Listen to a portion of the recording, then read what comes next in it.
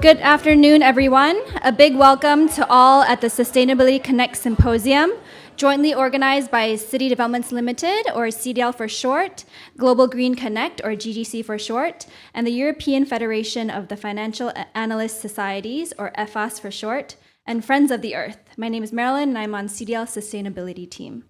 Today's symposium will focus on mobilizing capital to accelerate climate action, robust ESG analytics for sharp investment decisions. Founded in 1962, EFFAS is an umbrella organization of 14 national local societies of investment professionals in Europe.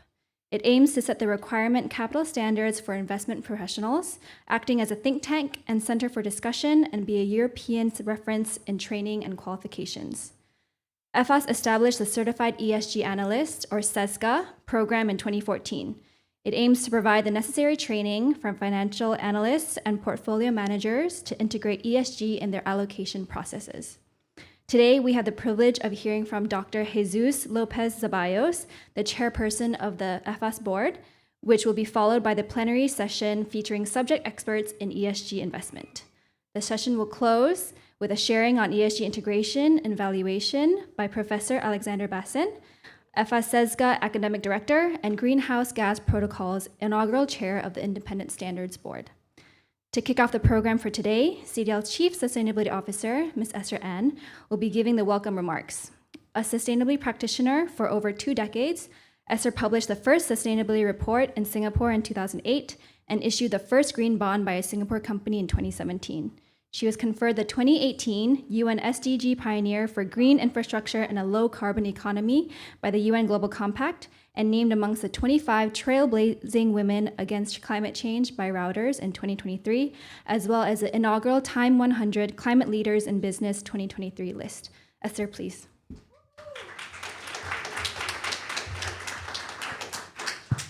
Hello, good afternoon, and really welcomes to the Singapore Sustainability Academy. I see some familiar faces, but I also see a lot of new faces, and that is something that we really welcome.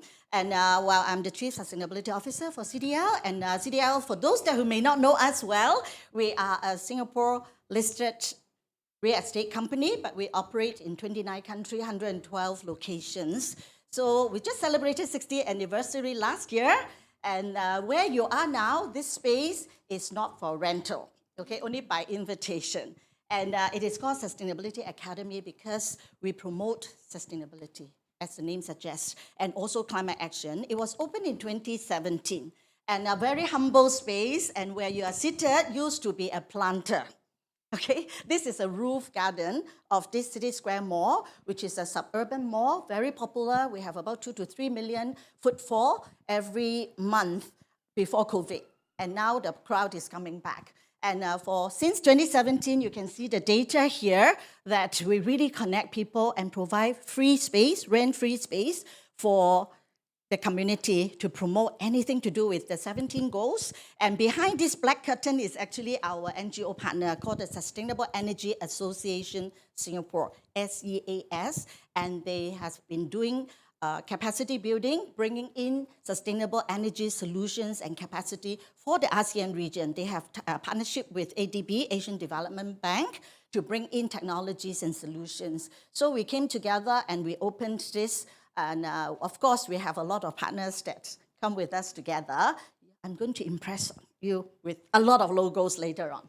Okay, so why do we call it a zero energy building? And it is also green building, green mark platinum level. You can see here that the top bar is what we generate using the solar panels on the rooftop. Since 1st January, the blue bar is what we have used as of today. So we are still really very safely a net zero building. Since 2017, every year we do accounting and do make sure that we are net zero. And humble space, but we bring in over 1,000 people since day one. And we have actually hosted 970 events and training courses. Even without that 2 years, during COVID, we closed down, but we went online, virtual program and all. We continue to advocate and also to network. And next slide, please. So why you are seeing some construction going on. My apologies, not very beautiful site, but by the end of this month, this is going to be completed. Why we need that is because this space is very, very hot space. Our booking go all the way to the end of the years already. So we need additional space. So that is called an SSA Annex. And Global Compact Network Singapore is going to move their office here to operate, to build an even bigger community. And we have space for selected NGO from the world and also local. And you can see, are you impressed with all these logos? So actually we have 6 government agencies behind us when we build this space, and we are expanding to the other one. And you can see that actually we are supporting Race to Zero, we are supporting the Singapore Green Plan, and many partners from the international arena, UN Global Compact, GRI, and World Green Building Council. And of course, we really extend a warm welcome to EFFAS. Your logo is there. And of course, to promote CESGA, we have actually signed an MOU with Anthony. Thank you for choosing us to be your partner to host CESGA exam here. And we hope that with you here to promote your good work, we will have very good intake next round. And my dear partner here is from GGC, and she is my partner to set up the so-called Sustainability Connect. Our aim is to bring our network and resources together to connect people and to build capacity. And Christina, can you stand up there, please? She's the founder of GGC, my good green sister. So together we stirred up a lot of exciting program. And of course, the new partners are at the bottom that you can see, that including the Asian women, in construction, we know women are very important in our industry, and also Financial Women Singapore, plus a lot of, important name, even including Jane Goodall Institute, and all of them will be here operating as and when they need the space, and as and when they need the meeting facilities or event facility. Anyone in the audience, if you want to promote SDG, not selling Tupperware, you are welcome to talk to us. So with this, I think I will pass the stage to Dr. Lopez. Yes. Thank you. Thank you. I'm going to use this. Well, thank you very much. I can understand that for you it's quite difficult because my name is Jesús, so it's Jesus, but be careful. I'm a normal guy. Well, I try to do my best in English. I'm Spanish, so normally all my colleagues says that I speak Spanglish. It's a mix between Spanish and English, but I will try to do my best. Dear Esther An, VIP guest, fellow EFFAS 35 ESG Analyst, CESGA, ladies and gentlemen. It's a pleasure to meet with you all at this Sustainability Symposium co-hosted by Sustainability Connect, City Development and Global Green Connect. This groundbreaking event marked the first ever visit of the EFFAS Board delegation to Singapore and the Asian region, aiming to foster knowledge and insights exchange regarding policy development, sustainable investment, and ESG integrations. Nobody doubts sustainability has become an imperative that transcends borders and industries.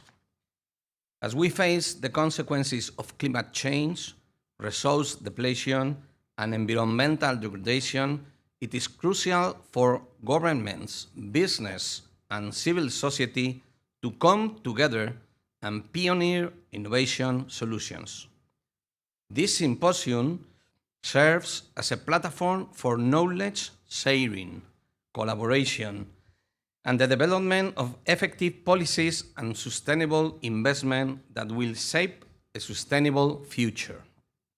The need for sustainability policy and regulatory development cannot be overstated.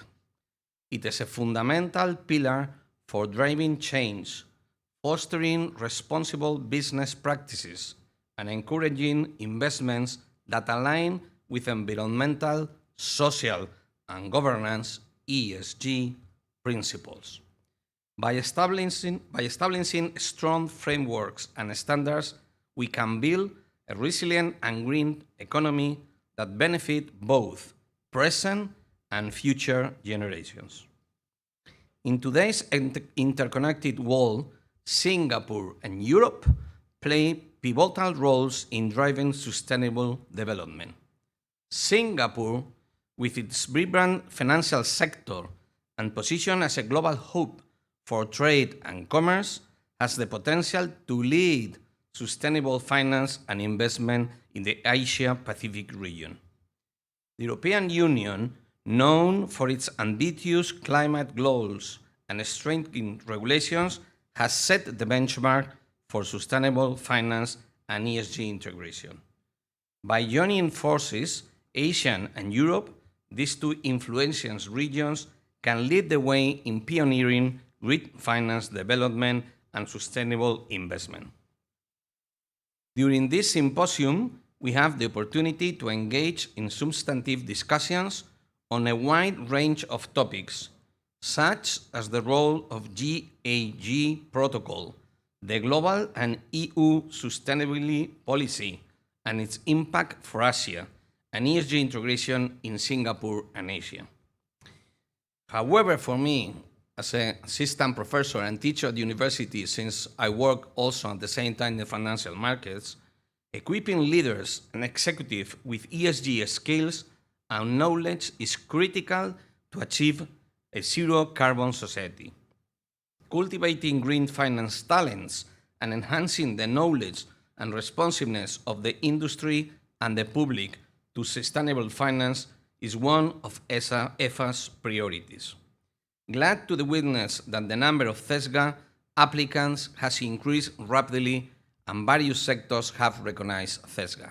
Nowadays, I'm proud to say as EFFA's chairman that we have over 6,000 CESGA holders in 54 countries worldwide. And now we have over 1,300 in Asia-Pacific regions. Our goal, and that's why my team is afraid, is to reach 8,000 CESGA holders in 2024. Once again, I extend my heartfelt thanks to everyone involved in making this symposium a reality. It is through our collective efforts that we can pioneer sustainable investment and ESG development and create a lasting impact on our planet and the future generations. Thank you so much. Thank you, Dr. Lopez. May I please now invite our plenary speakers to take your seats at the front of the room. Mr. Tan Chee Wee, IMC Pan-Asia Alliance's Head of Sustainability, Ms. Regula Schegg, Circulate Capital's founding partner, Mr. Fritz Mostböck, Certified ESG Analyst, and Erste Group Bank AG's Head of Group Research and EFFAS's Deputy Chairperson, Mr. Anthony Cheung, Certified ESG Analyst, and World Benchmarking Alliance's Supervisory Board Member and Moderator, Ms Esther An, CDL's Chief Sustainability Officer. Hello, everyone.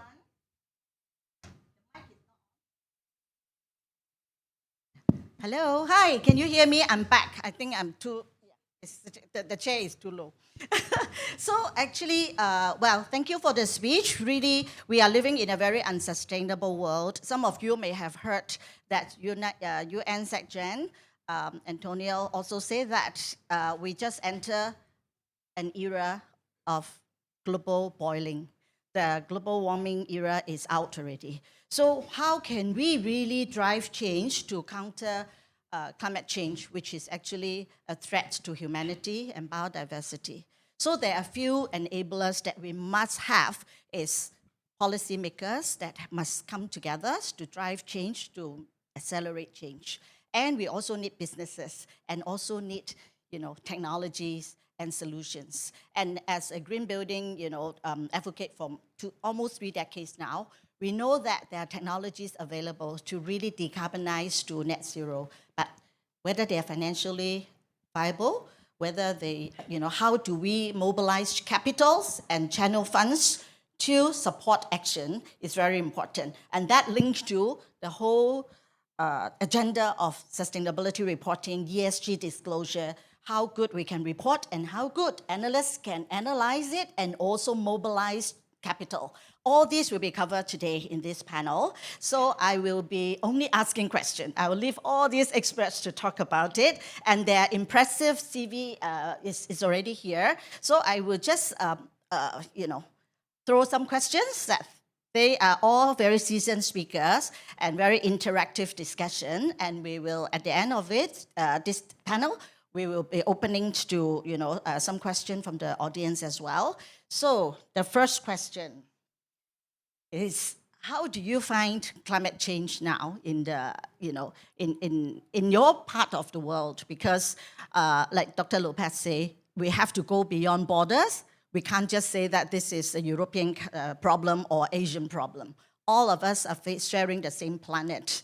So maybe what you can do is just introduce a little bit of what you do and what you think, are the actions that we can drive, especially from the financial, perspective.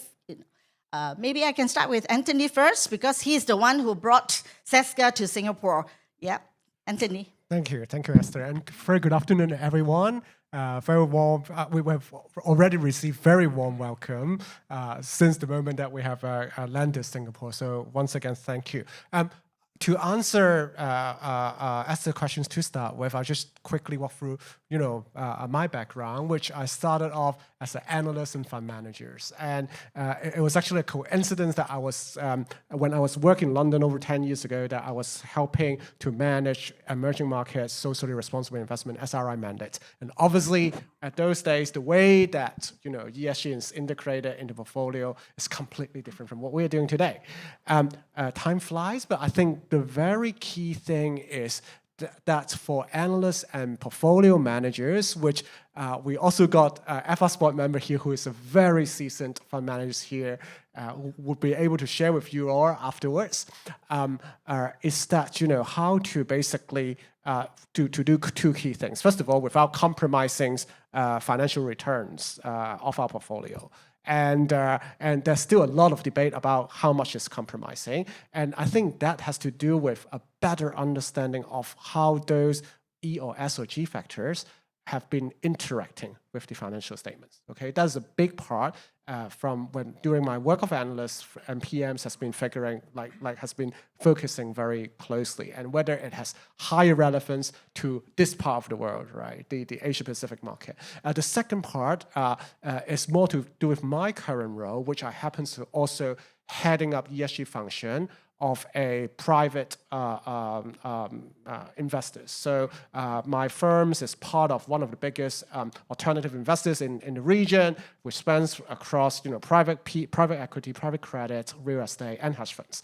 And the questions for us is if we want to achieve a bit of impact alignment and safeguarding the returns of the investors, how to do that way. And the interesting answers that I'm getting more and more is actually could also be found in a lot of public-private partnerships, Esther. So the other day I was talking to some of the head of ESG for several development banks in the region, and interesting enough, they have been, for a lot of projects that they have been investing over for decades, they are obviously have a primary goal of achieving impacts, but at the same time, as they also have a return threshold.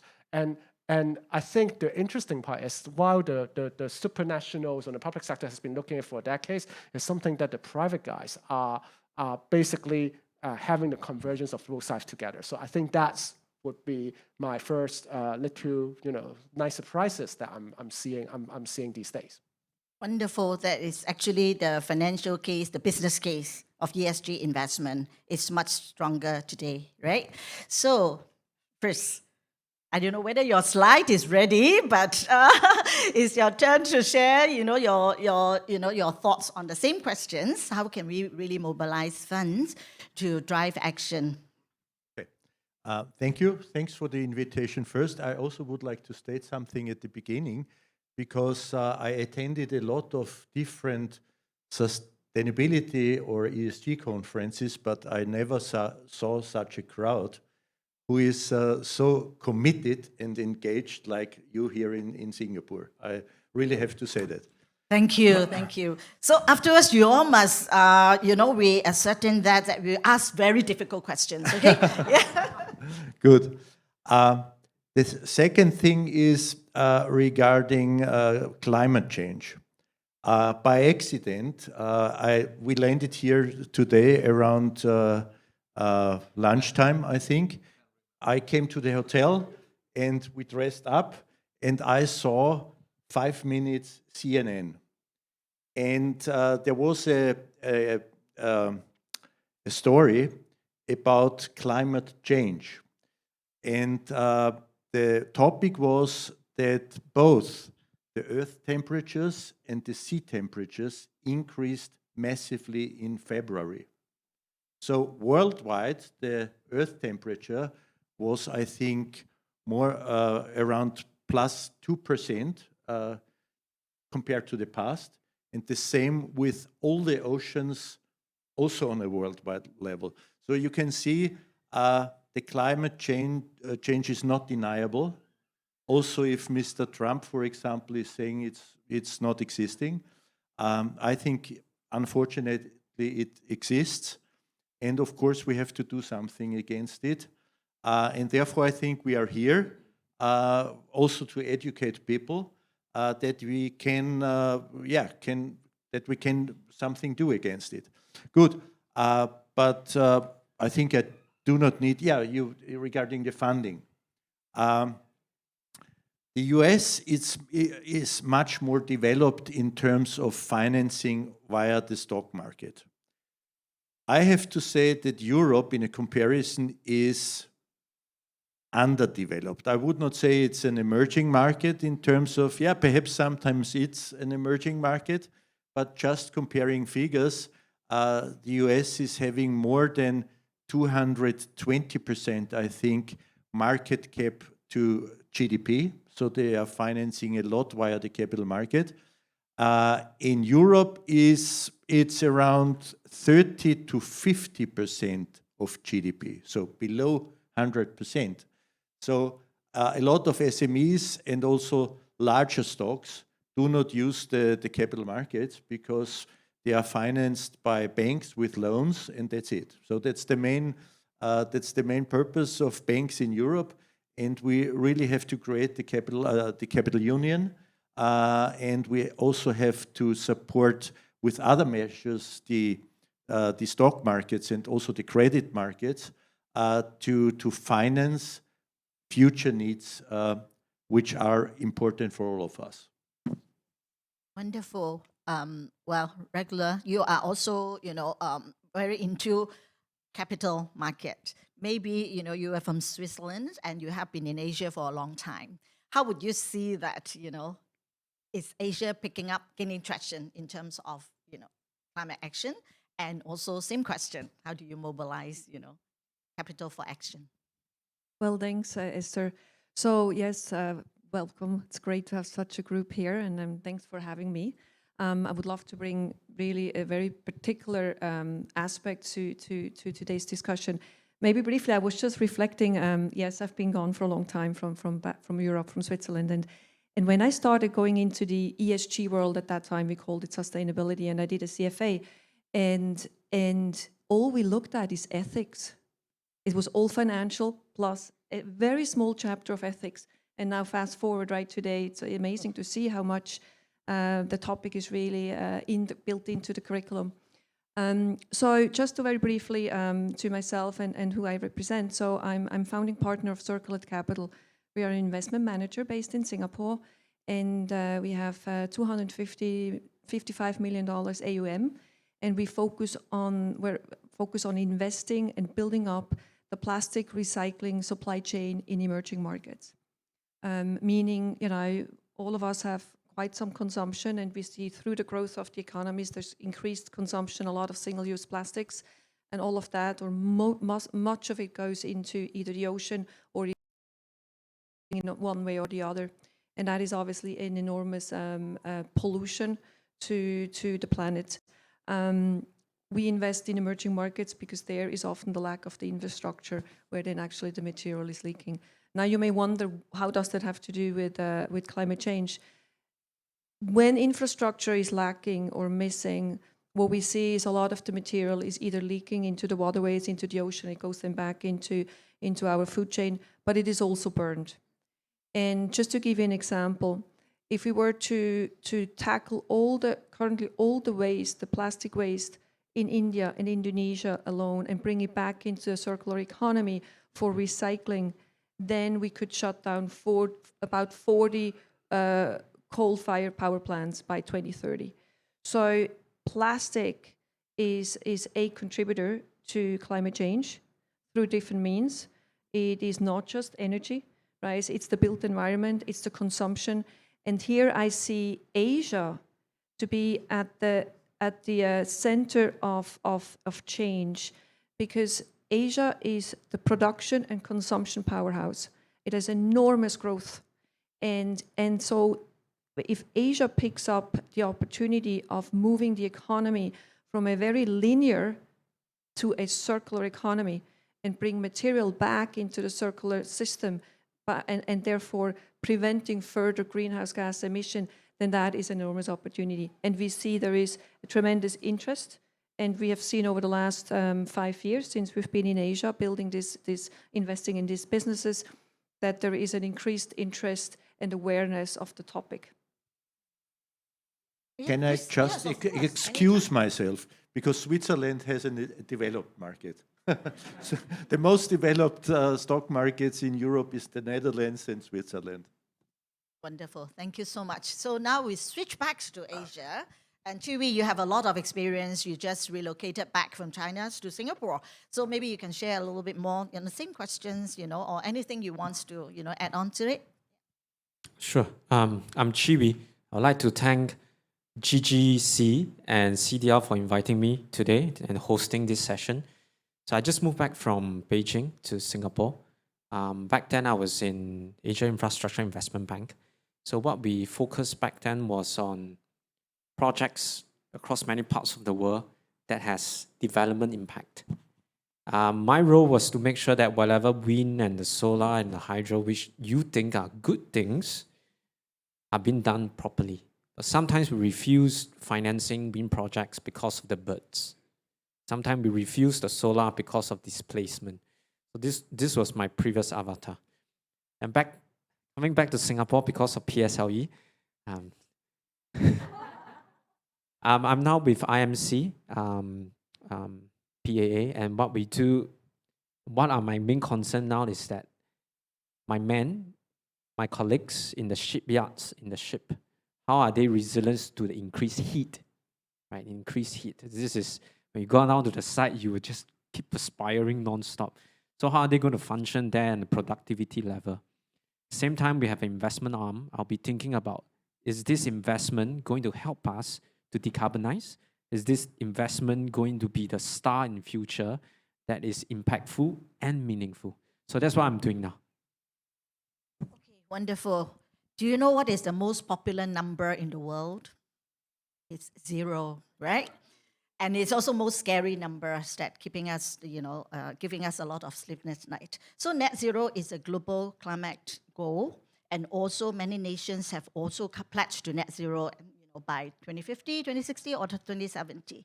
So similarly, financial sector also have the Net Zero Alliance, including institutional investor who control millions and millions of investment. And also Banking Alliance was formed at Glasgow 2021. And of course, we have GFANZ also, which is the Glasgow's financial Net Zero Alliance. And almost all the regulators, the stock exchanges, banks, financiers, and of course, alliance of insurance company.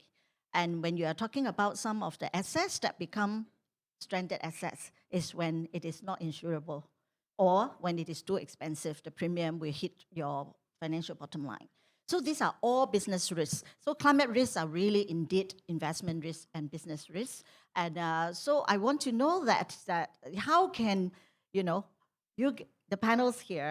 panelists here who actually are influencers to, the financial sector, whether the analysts or, fund managers and all, how do you think that you can really help them drive action, move the needle, and move capital to drive technology solutions, because I think research show that there will be a need of 4 to 6 trillion US dollar per year in order to help the world, transition to net zero. 4 to 6 trillion US dollar. So how are we going to find all this money and, to really, to enable action? Yeah. Who want to start first? Yeah. I think, of course, it is a task for stock-listed companies because they are also generating the majority of revenues worldwide. So that means, I think, close to 60%, they are responsible for 60% of GDP worldwide, stock-listed companies. Therefore, they do have, of course, a responsibility. But on the other hand, I think that also states do have a large responsibility, and they can finance themselves via bonds, green bonds. For example, I'm coming from Austria. We are, of course, very, on that side, heavily dependent on the bond market. We are issuing a lot also of green bonds, which is purely used for green measures. Yeah, that's the first thing. But on the other hand, I think why it's important for the public. I think Germany, for example, and Austria is pretty much developed in terms of house renewing. So we do have pretty much cold temperatures. So sometimes it's also -10, -15 degrees. Not here, of course, in Singapore. Therefore, we are heating a lot. But when you are looking to our buildings, in our case in Austria, it's isolated, so all the walls are isolated. For example, I do have a house which a triple glass and gas in between. But when you are looking to France or to Italy or to Spain, they do have just one glass windows, or also to the UK or to the US.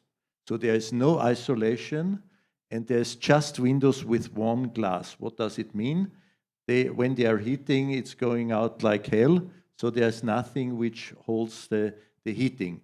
And it's clear, therefore, that New York, for example, has energy blackouts in summertime, not in wintertime, because in summertime they do need much more energy than in wintertime for all the air conditioned zone. So I'm seeing a huge potential worldwide in renewing houses.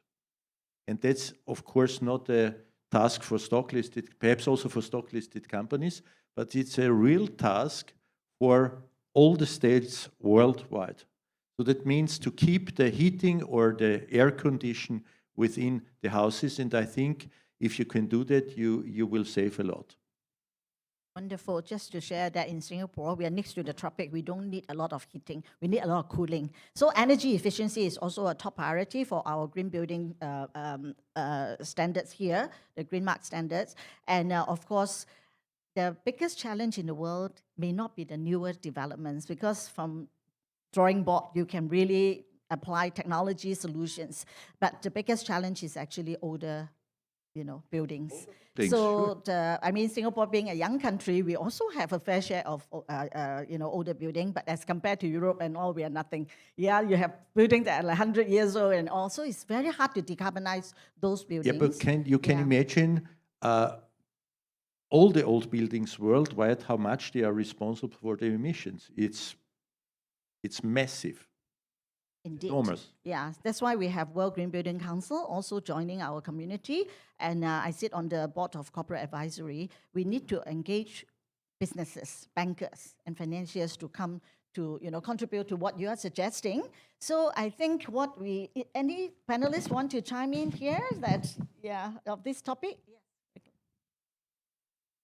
I mean, here, moving more from the stock market to private capital.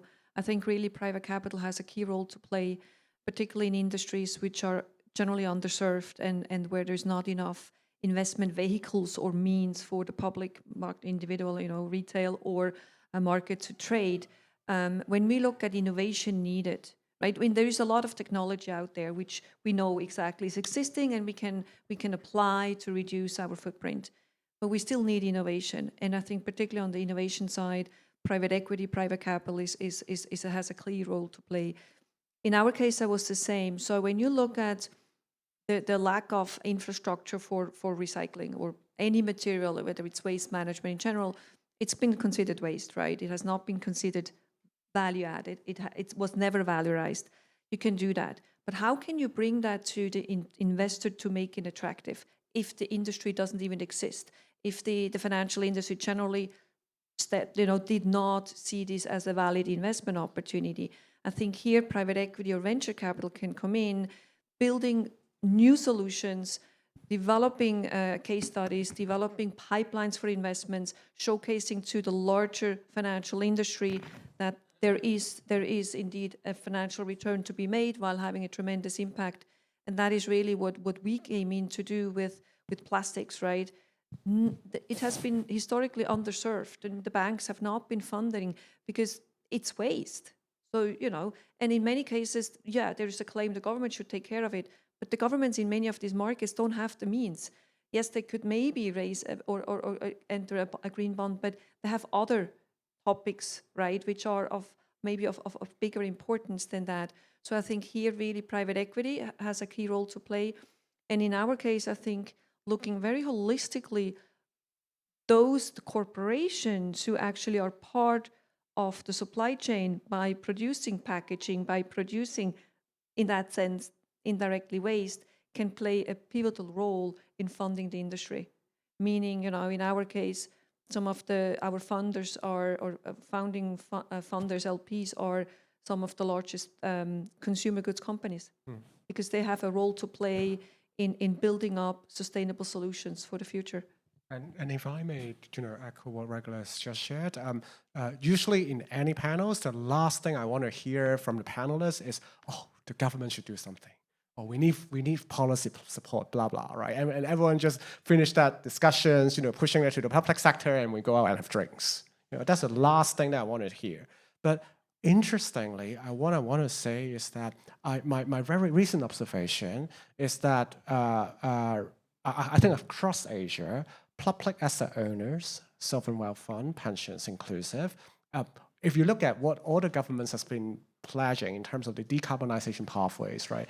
Either net zero 2050, etc., and you go put in a scenario analysis, and we all know, all the specialists here, we know all the different models that plug in, and with all that trajectory. And basically most governments, central banks, sovereign wealth funds, they have already pledged, what is needed is Paris aligned, and that's how that curve would go. Now the next thing is, if you ask specifically, the devil's always the details, like how is your portfolio going to decarbonize on it, and what strategy products do you use? In particular, if you are invest across the APAC market, there's does anyone, and by the way, does anyone know that the public market universe, I don't want to be unfair to MSCI, but using whether it's FTSE, MSCI, whatever, the Asia Pacific benchmark, we can use Asia Japan or APAC. What would be the carbon budget overspend or underspend by 2050? Anyone want to have a guess as compared to any of the three models that we need? Is 5, but my research, my in-house team has done the maths, and we actually believe that using very typical like Asia ex-Japan or APAC universe is 517% over budget. Okay, so there is that leads to a few things, and then when it's translate into temperature rises, wow, you don't want to know the real number. So I think it's very true that the public asset owners, when the government has already pledged respective 2050 targets, they would also there's also a real need of viable solutions and strategies that would able to help the portfolio investor in this part of the world to decarbonize accordingly. Yeah, I see a real need for these products. We're going deeper into disclosures and reporting later on. Let's hear from Chee Wee first on this. Okay, I'll Question. make a few observations when I came back. I feel that Singapore has a very supporting environment now because the public, the private, and the philanthropy set up ecosystem partnership, I call it the 4 Ps, are all working hand in hand with each other. So for example, I want to comment on MAS. So they're pushing very hard for a lot of things to happen, especially during COVID. When I see that they push out their taxonomy, when they push out a lot of for financial sector on the climate resiliency and stress testing, I can see that they are going to, there's a momentum pushing behind. Someone is pushing this agenda behind in a lot of with a lot of energy. So similarly, in terms of the green bond, orange bond, linked loans, this has all been much more by the 3 local banks than it was 4 years ago or even 5 years ago. And they all have been hitting their targets and are revising it and increasing more. So you can see the public, the private sector, including companies that come in with more startups in more decarbonization, more technology base are doing so, as well as social enterprises who are softening the ground, creating the system for the future. So a lot of people are doing everything. Philanthropy as well. And you can see the Philanthropy Asia Alliance. So it's all backed by Temasek, pushing your money into credible, meaningful projects that is very impactful, including climate. So you see everyone is working together. So no one works alone. So long as you're on this bandwagon, you will move faster and further. Definitely, transition finance is what we've been, Mark Kenny, our own MAS, MD, Ravi Manan, at the COP, they are shouting, that transition finance is the future. And impact investing is also the future. It's not so much just philanthropy, just charity. Yes, we do need to do charity, but I think now it seems like more capitals are moving to impact investing and to really drive innovations. Yeah, so do you have any, thoughts to add on this, impact investing? No? Okay, so now, so Regula? Yeah, when we look at it from an ESG and from an impact perspective, and I think impact investing is very broad. So it can be everything from concessionary to market-driven returns, right? And I think the question is, where do you position yourself? But overall, I mean, I think what impact, what we do beyond ESG, looking at risks and assessing E, S, and G, but really the impact our portfolio has on greenhouse gas emission reduction, on prevention of plastic waste. And I think that's where impact really focuses on the positive. What does the money do to positively impact, right, the externalities? And I think that's extremely important. Yeah, Fritz, yeah. Yeah, I also can add something. I think impact investing can create a lot of pressure. That's important on capital markets. So if you are a shareholder, if you're a stakeholder, you can influence, of course, the strategy of the companies because, of course, opportunities and risks are important for shareholders and stakeholders.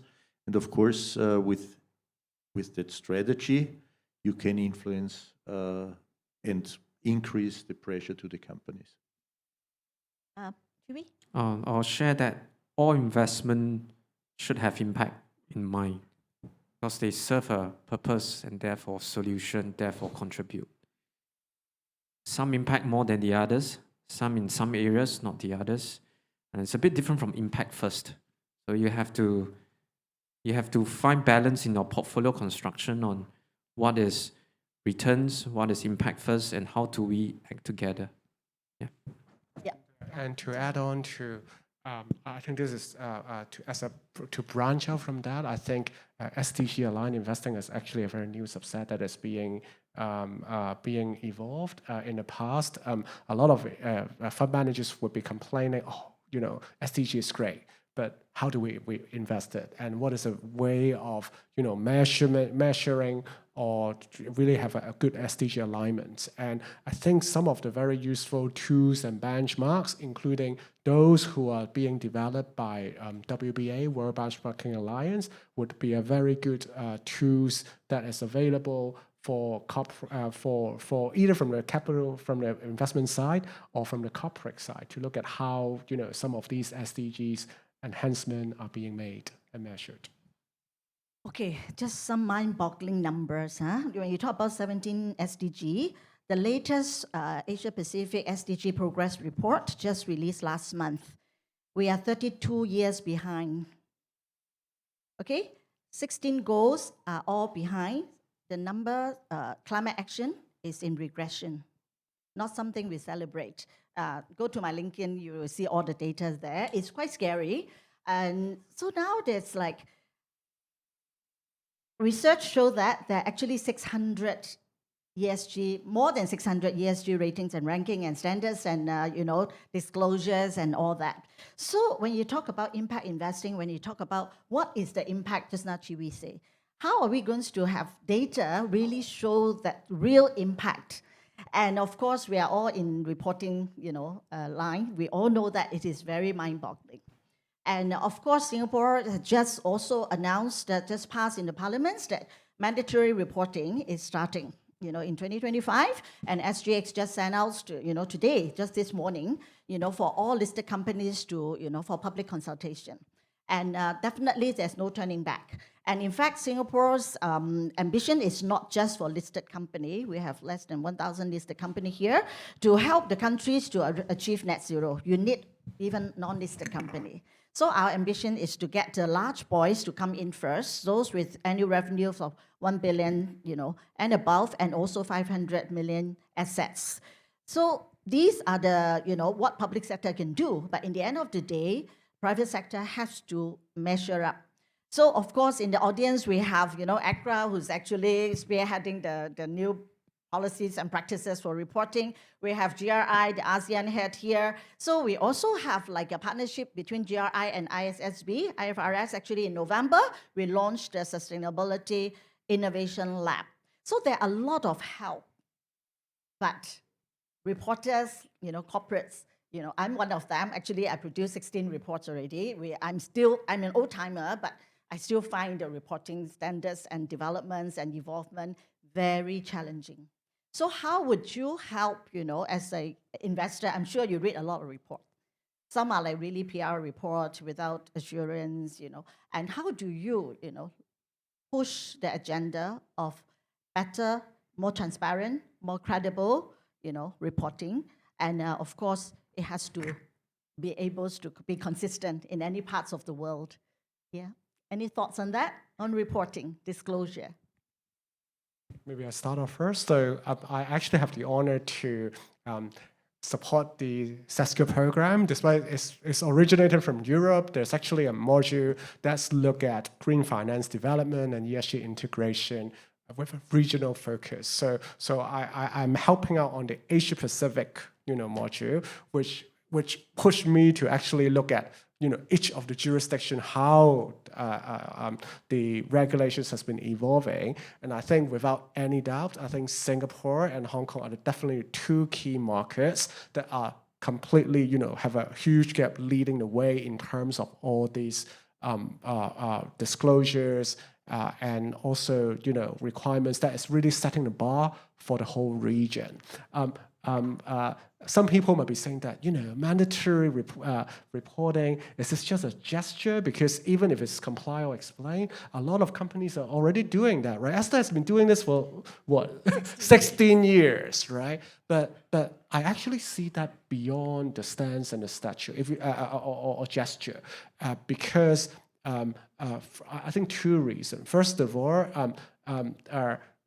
despite a very high compliance percentage in the region, is also the expectations and quality, and also from the oversight side will be different. So I also happen to be to serve as an independent director of a listed company in Hong Kong, and the way that the audit committee looking at or treating at the disclosures and the KPIs in the report, when it shifts from comply or explain to mandatory, is like two complete different discussions. You could tell from the amount of time being spent in the relevant board committees, and also, how that shaped the board agenda. I think that's number one. The second thing is obviously a very good moving to the analyst role, because I've been working on the buy side. A very good, differentiation between, reporting frameworks and assessment frameworks are also are very important, because all these ESG ratings, I also noted that MAS has come up with the consultations on ESG ratings providers earlier, which is again the very first one to do that in the whole region. Yeah, definitely one of the first jurisdictions in the world. So, and that's come after IOSCO consultation conclusions 2 years ago. Final thing, speaking of IOSCO, I've also gathered that IOSCO also have plans to push for assurance, and I think that would be a game changer. And the chances is it could happen earlier than later. And I think we should all get prepared for that. Fritz? I think one of the problems is that the asset management industry has limited capacities. They have to work very efficient. In our case, for example, Erste, in our asset management business, we are managing 75 billion euros, 25 out of that 25 billion euros under sustainable perspectives. But the fund manager has to invest in hundreds of stocks, so he can just invest in sustainable or oriented stocks with a database. So data is key, but he cannot go to AGMs, and he is also not able to speak in so much detail with hundreds of stocks with all the managements. That's not possible. Therefore, I think that one of the problems is that the asset management industry has by far limited capacities to really give pressure to the companies in very much detail. So the fund managers are mainly managing that funds based on ESG data. Chee Wee, do you have any thoughts? You are very into reporting and disclosure. Reporting is very tiring. Painful, right? Yeah. Assurance, even more painful. It is. I think a lot of you go inside the report and look at some sections of it, and that's it. But for the people who write the report, you need to communicate the story. You need to tell the story. What is the story message you want to bring out to the audience? Then you want to talk about performance and whether your targets are realistic. Then if you look at it from a 3-year or 5-year perspective, then you will be able to see whether that company has progressed and whether that company back then say what it will do indeed did, or they just keep silent. So that's why reporting is tiring. And when we talk about analysts looking at the sustainability report to make some financial related investment, I thought it'd be good if the analysts themselves write a report in the first place for their own company or their own fund. Then they will know the pain and they know the intricate details on how to read and understand the report. Not just, this is a report, just go to section number 5 or page number 2, that's all I see. So you need to go all in, then you realize the pain. Regula, you have any thoughts? Yes, so exactly we heard, right? It's very difficult for an analyst then to assess all these companies out there, publicly traded, and whether the ESG assessment really has an impact, right? Or really if it moves the needle. On the private equity side, obviously, ESG as a framework is an integral part of assessing an opportunity. Financial return is critical, yes, but then the impact we have on, or the ESG aspects are critical from understanding the business and risk mitigation, and so. But for us, it is more critical to then go beyond, right, and look at impact. by coming back to impact investing. Why is it impact? Because ultimately, for our investors, it's critical to understand that for the dollar they put into the business, how much impact we have. And that is, for me, I always say, let's make things easy, trackable, traceable, and easy, because the companies out there looking at their end, for them also it's not easy. It must be easy to track, because otherwise they're bogged down by reporting, which may not really add value, right? So we can boil it down to a lot of very simple indicators, right? We trace per dollar we invest, how many tons or kilos or tons of material has been diverted to prior baseline of being burned or leaking, diverted, how much of that has been recycled, how much of that is going back into packaging, how many valuable jobs have been created. By material not being burned, how much green gas has been reduced, right? So it is, I think that is important for me coming from a very practitioner perspective, because I hear also from corporate environments and from others, from my colleagues who are on the other side, it is tiring, right? And it becomes very complex, and then they're bogged down. And I heard from sustainability people in corporations, they say all we do now these days is reporting. But then the question is really, what is the baseline and what is really how we move the needle? In our industry, we first had to build the baseline. So understanding of, because there's hardly any data available on plastic moving and where and how it is. So building the baseline, and then from there see really how we can increase that towards the good. Yeah, I think, yes, it is tiring. It is everything that you say. I mean, being an experienced practitioner, we know from day one until now, it is actually like your annual medical check.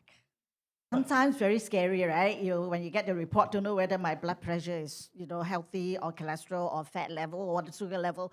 But it is very useful, okay, for companies to do an annual stock take. Where are your gaps? Where are your strengths? It is painful, especially assurance, external assurance. We have actually 4 sets of audits to do for every report, for GRI, CESGA, and TCFD, yeah? So, but that session is very useful with external assurers to come in and tell you what is your health issue, what are your gaps, and also align with all the other, business unit. No point for just the sustainability team do the report while the others is like, oh, okay, I don't know what they're doing. So the assurance, we sit everybody together. So everybody have different session, whether it's a, HR, whether it is a development, whether it is, construction or whatever, product marketing, everyone, have a session. So we can align that everybody is going to north, not south, west, east. So I find it very useful. It's tiring, but I think it is rewarding. And I think this will be the reality for the future, like it or not. Yeah. So I think the regulators are pushing very hard, and I happen to be serving the Sustainability Reporting Advisory Committee, for Singapore. So we know that this is something that the future is going that way. Whether you're a government, investors, I like that, that actually investor must know the pain first before they can evaluate, whether a report is a good report or not. So now let's go back to, before I open the, questions to the floor, and I want one question, maybe this, affects people. What is your expectation of CESGA to play a role in driving change, whether it is measuring, tracking, or reporting? So how do you see that success is going to be? Yeah. Very short. Anthony can for sure state something more on that. Just as an example, when I finished my studies in 1991, I made the EFFAS CEFA, so this is the Certified European Financial Analyst. It was extremely useful at that time. Good. And now in 2022, I made my CESGA. So that means 31 years later, after the first education, I never thought at that time that I will be the president of the Austrian Analyst Society and also not the deputy chairman of EFFAS. But we do have really a strong track record in all these trainings. Therefore, the CEFA is extremely accepted. And I'm also saying that CESGA is now not only in Europe, worldwide, a very much accepted certificate. And on the other hand, if you have to do that, you are learning a lot. So you are getting a much broader picture, and I think that's important not only for analysts, it's also important for fund managers, for private bankers, for corporate bankers, for people from the private equity side, for investors' relations. So it's a broad education for everybody. Wonderful. Anthony. I've got two quick observations. Now, in Europe, correct me if I'm wrong, Chair, but EFFAS is a financial analyst society. So a lot of people who take the qualifications naturally would be people from FI, investment banks, ratings, analysts, portfolio, etc. It's their bread and butter. In Asia, one of the very interesting observations when I look at the demographics is actually 1/3, 1/3, 1/3. Okay, so only 1/3 are traditional analysts and fund managers, and I wonder why. And then when I look at the other 1/3, it's actually from corporates where there are more and more questions from the institutional investors. The analysts ask them, there are not that many Esther out there, as we all know, right? So a lot of CFOs are actually asking, or head of IR, or C-suite, are actually asking their team to basically to basically study CESGA, because that's the best way. By then, they speak the common language with all the PMs and analysts. Now, the third part is actually, also to my surprise, is on the either consultants or advisory side, because a lot of, be it Big Four professional services firm or consultants, they are being asked to helping corporates on that front, and they are actually sending a lot of people to study for that. That's number one. And the second point is actually to answer Esther's questions. We all know that she is a very she always asks tough questions, soul-searching questions. So the exact questions that I got is, how do CESGA drive sustainable, does CESGA drive sustainable investment or impact at all? And please, Chair, yeah. Do not forget that just going to say to you some information that's going to be official, I hope, in the next week, because here, I do not want to enter in discussion about financial analysts, accountants, assurance, because for me it's quite difficult, quite different, no? However, we things in the CESGA, and the actual situation of the CESGA, is that both EFFRAG, the European Financial Reporting Advisory Group, which has developed different standards, no? And also IFRS, came to us and says how we can integrate our standards in your diploma. So nowadays we are going to sign in the next week an agreement with EFFRAG that we discussed several months ago, and from September, our Professor Bassen can explain later. From September, the CESGA will incorporate all the standards. So we are going to be compliant with EFFRAG and the European Union, and that's very important. So when you have a diploma that both the EFFRAG and IFRS wants to have their standards incorporated in our diploma, is because we are the leader in the market. Do not forget that our exams are not only multiple choice questions for the theory, but what's most important, you have to solve a practical case. You have to do a due diligence of a company. Perhaps Alexander can explain later. And that is why that's why the CESGA is completely different from the other training programs, no? And coming back, what you say before, for me is very clear. Education, education, education. How we can change, how we can obtain net zero. I'm not going to discuss about government, because in the case of Spain, you say to the population, everybody has to go to electric cars. Compulsory. In 5 years, everybody has to abandon the old cars and move to electric cars. Okay, fine. And if I have to go from Madrid to Sevilla, 7,000 kilometers, sorry, 7,000, 700 kilometers, when I charge my mobile car? It's not a problem only on funding, it's a problem on to do it in a strategic way that you can go step by step. Not try to do a political but I do not want to enter in this. Just talking about the CESGA, I think this is the most important diploma that you can obtain today. Do not forget that it's done by professionals for professionals. That's very important. This is the focus, okay?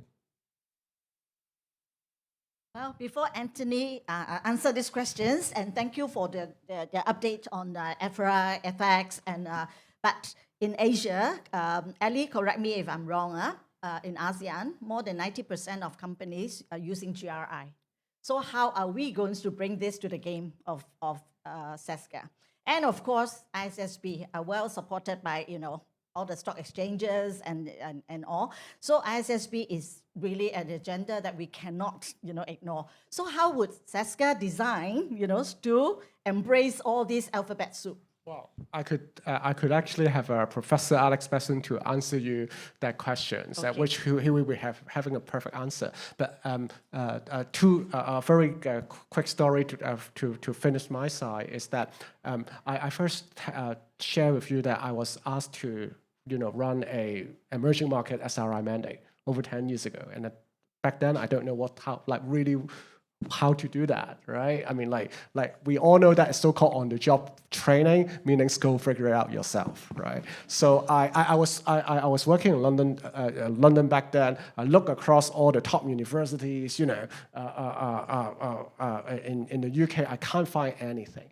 And in the end, I go to continental Europe and found a program called CESGA. I did that, and then it's a completely life-changing experience. From an analyst and a PM standpoint, I know what's really meant by a proper ESG integration, and that's answer. And I think that's answer the questions. PMs or investors can only drive impact by having a very robust understanding of how to do it. Okay, we only have time for one question.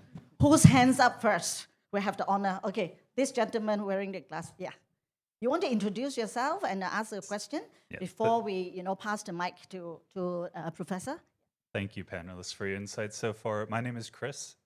I work for an ESG nonprofit, and we kind of liken our work to essentially investment banking for the philanthropic sector. And I think one of the things that we see, especially with blended finance transactions in climate action, is that you almost need a bit of a translator between the public, private, and philanthropic sectors, because nobody really knows what the other's trying to optimize for, what they're trying to achieve. Do you guys see this as well? And if so, how do we solve this issue to essentially make us obsolete and therefore successful in our work? Well, anyone? Panelists? Tough questions. Yeah. Chee Wee? I'll try to answer your question.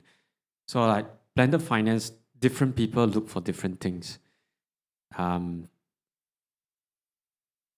can have first loss, you can have partial debt guarantees, you can have technical assistance, you can have grants, and different people will pump in different. Sometimes are long-time investors. They don't mind taking a slightly lower than returns. But what I found missing is that one person or that team that bring everyone together.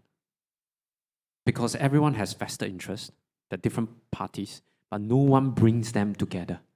And therefore, bringing them together is one thing. Having them to agree on it is the second thing. So I come in first, you come in later, you come in third, we come in concurrently at this stage. We take this loss, we take the risk, we go long term. This is a problem perpetually there, and we need a solution of people coming to say that we are going to gather these people because I see a solution in this company that needs to be invested. This itself can be a business on its own. Yeah. Wonderful. So unless there are any sharing you want, if not, I think I overrun a little bit. And let's pass the time to Professor Alexander to answer, including my question about how do you bring in ISSB and GRI into the CESGA, syllabus. Yeah. And please join me to thank this wonderful panel. Yeah.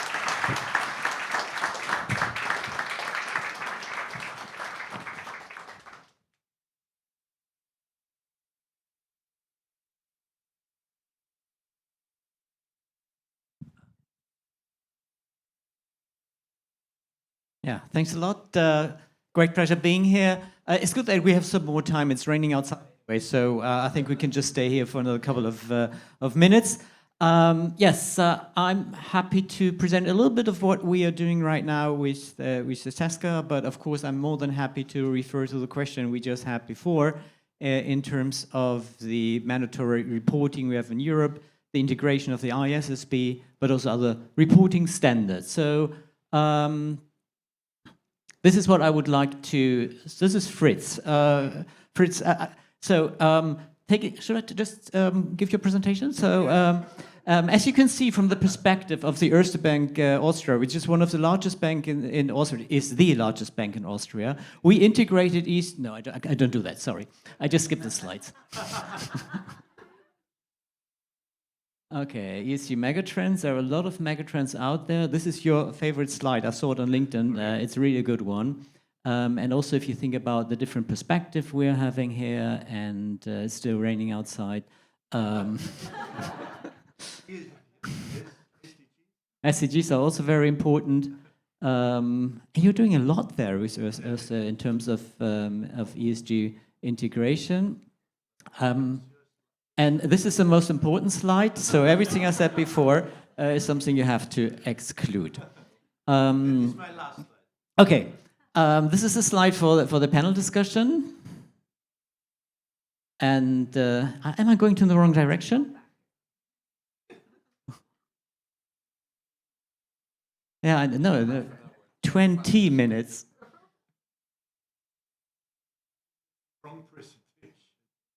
Should I do this other presentation? I don't mind. That looks good.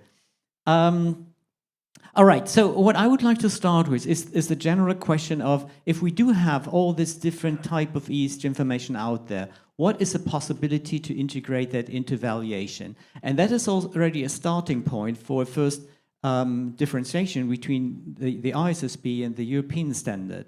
Because when we look about the integration and valuation, we are talking about financial impact. So we're talking about the idea, how do different environmental, social, and governance factors influencing the valuation of the company. We are not talking that much about impact, so really the change we are generating.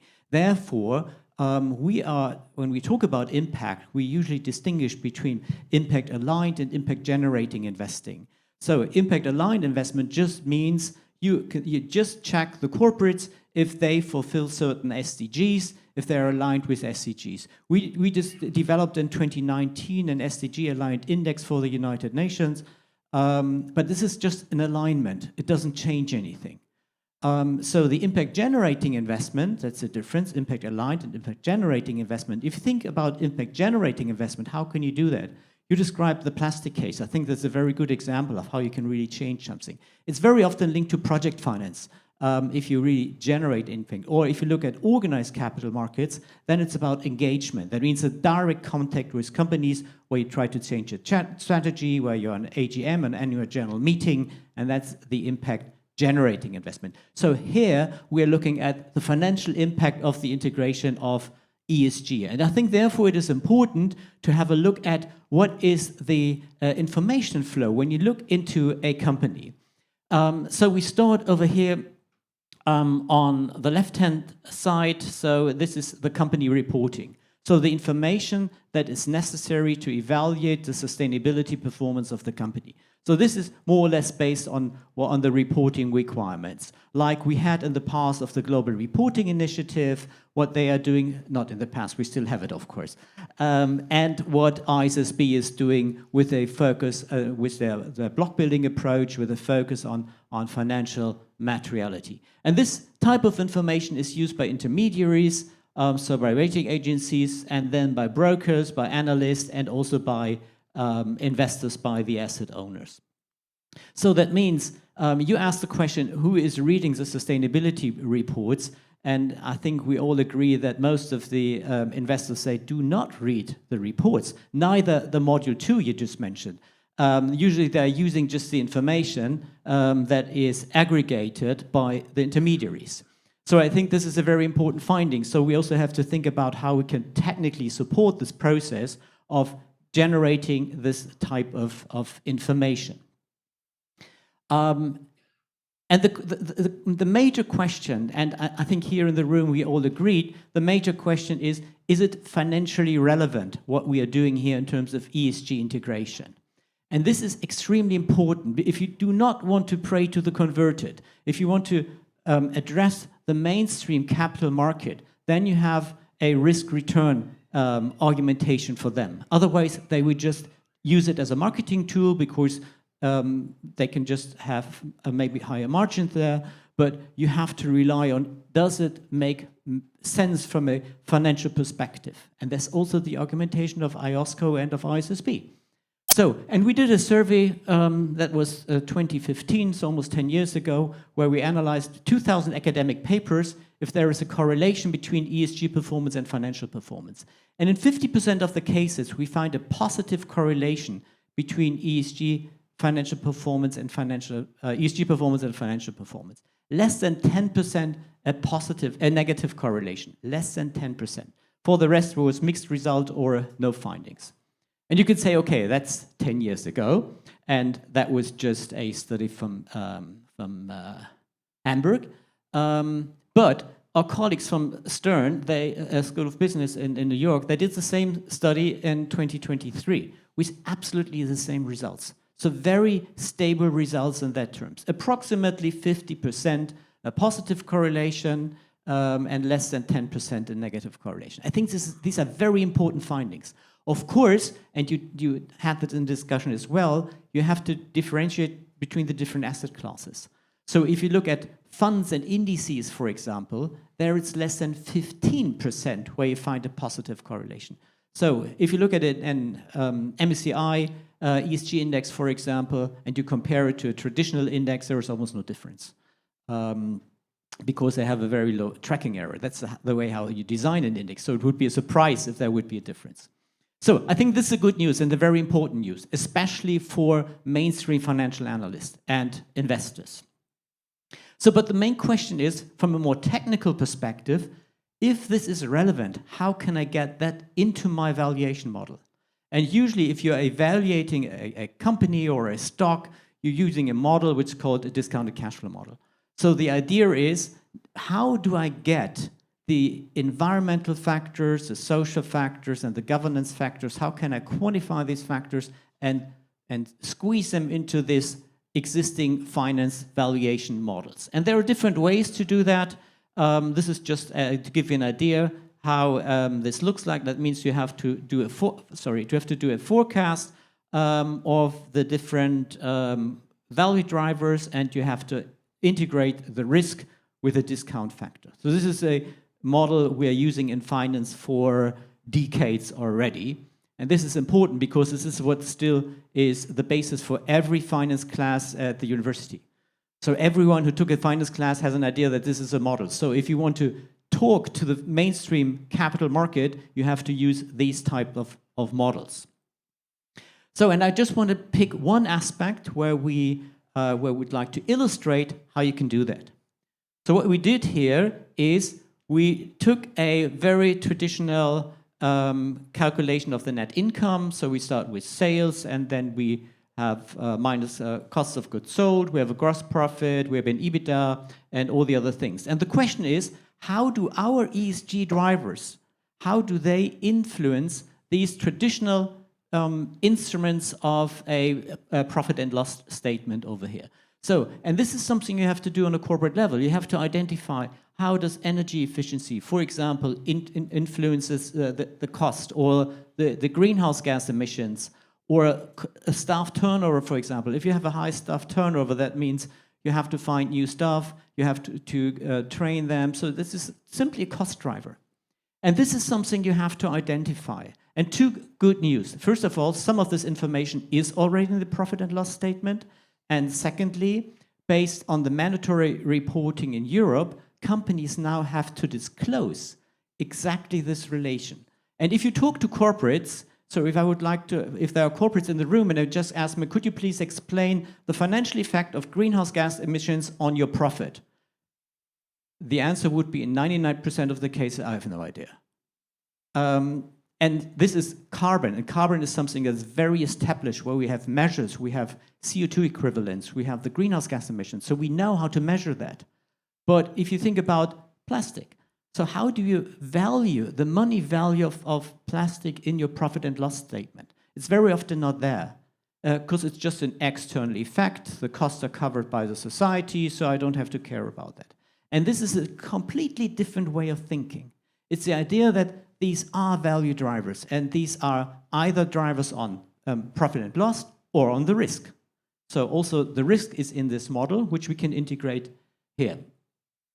And also questions like the integration of the terminal value, we do see over here with stranded assets, for example. All these things we're discussing can be integrated in this model. At least we can try it, and to see where we are able to do it and where not.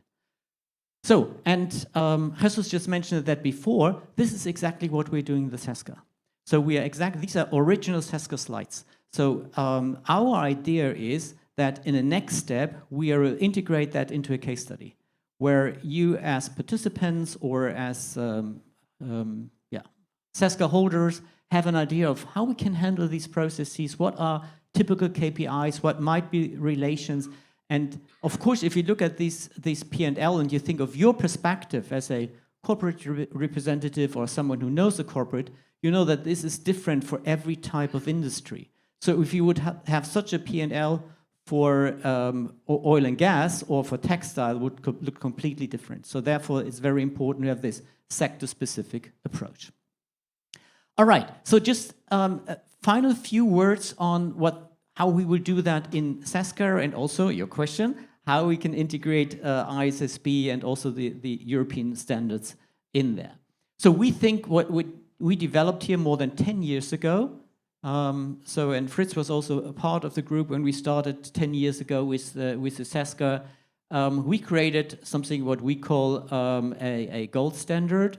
It's a pioneer initiative, and that's true. If you doubt the gold standard, it's definitely a pioneer initiative with, Jesús said it before, for practitioners and also with the view of an academic in there.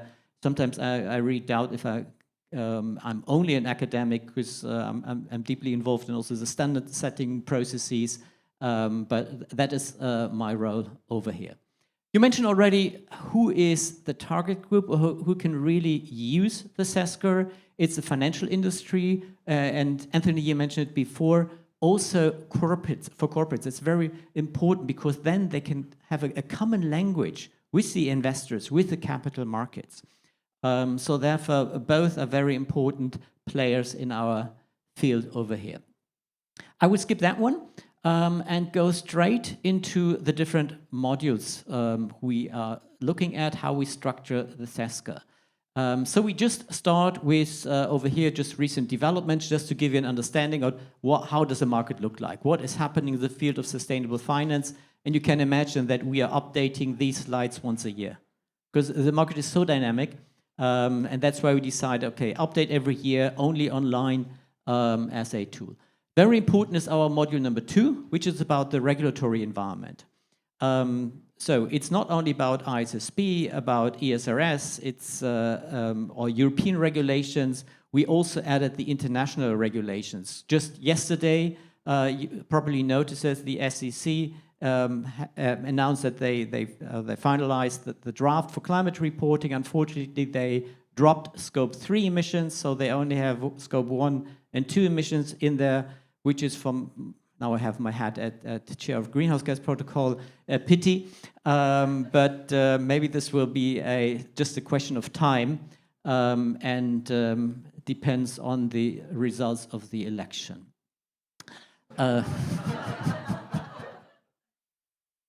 All right, then I would say the usual suspects. Of course, we look at the different ESG strategies. We look at different asset classes, which is very important because it makes a difference if you have project finance or real estate or equity, listed equity. When we look at the different asset classes, we also look at, of course, impact investing as an asset class with a differentiation I mentioned before. ESG reporting is a very important module.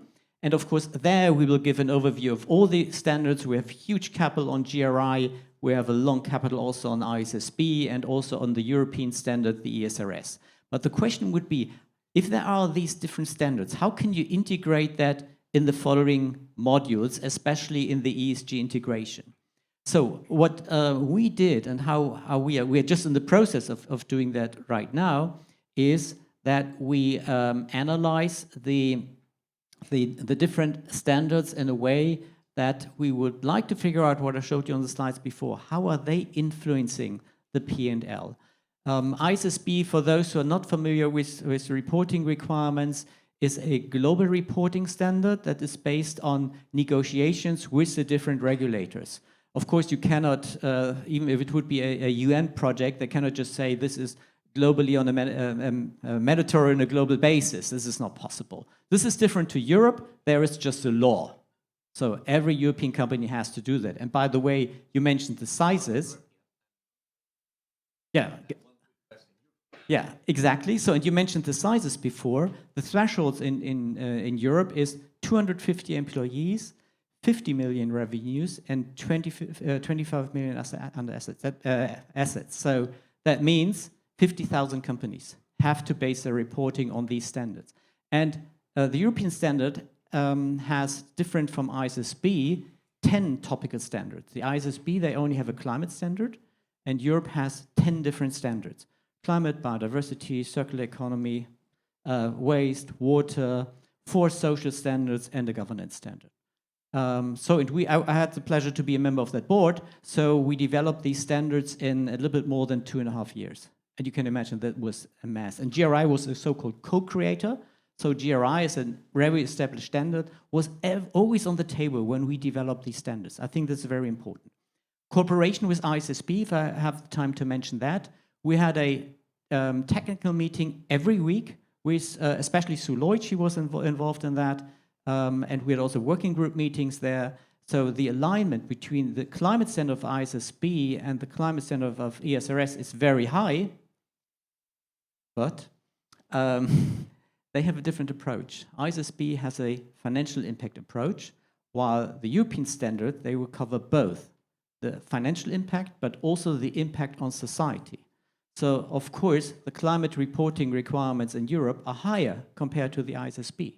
But the good news is, if you fulfill the European requirement, there's only a handful of additional KPIs you have to disclose when you want to follow ISSB.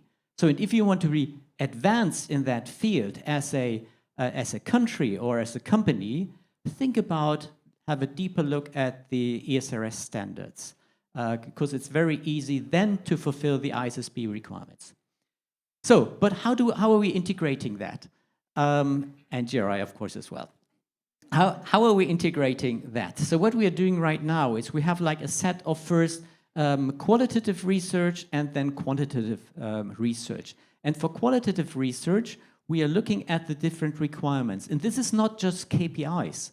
So it's a question of what is the governance of the company? How is it integrated in the strategy, what you mentioned before? Is it part of the impact, risk, and opportunity management? And what kind of KPIs are there? Those of you who are familiar with reporting, they can easily identify that this is the structure of TCFD. And the TCFD structure is both the relevant structure for the ESRS, the European standard, for ISSB, and also for the Task Force on Nature-related Financial Disclosure. So these standards, and there are even more standards out there, these standards, they have the same structure within the standards, which makes it much easier also to compare it. So, and last but not least, I would like to mention 2 aspects. First, the case study we do have. So one case study on corporate valuation, one case study on portfolio integration, so also the perspective of portfolio management, plus we have regional case studies. So Anthony wrote the regional development in Asia Pacific. We have one for Latin America and also one for North America. And just as a spoiler, and I will end with that, we will now have a new climate module where we'll integrate, we have climate already in all the different modules, but now we will integrate an additional climate module because we see that from a global perspective, climate is the #1 topic in ESG. So therefore we decided we will cover everything, but we have to have a focus on climate here as well. All right, so 3 steps, I just mentioned that already: qualitative, quantitative, and then finally an investment decision with a case study, with the regulatory framework in Asia, especially in the APEC countries. And we have a very nice online tool. That means everything I just told you is available as different videos, which can be easily updated. And you know this guy over there who gives you the introduction. So thank you very much for your attention, and looking forward to the evening.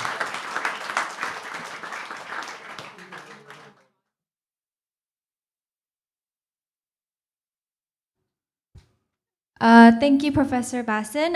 Before we end, can we please invite all the speakers today to the front of the room for a photo, please? And the FS directors as well. Thank you. Yeah, and for the rest of the guests, please stay, as we're going to be taking a group photo with everyone afterwards.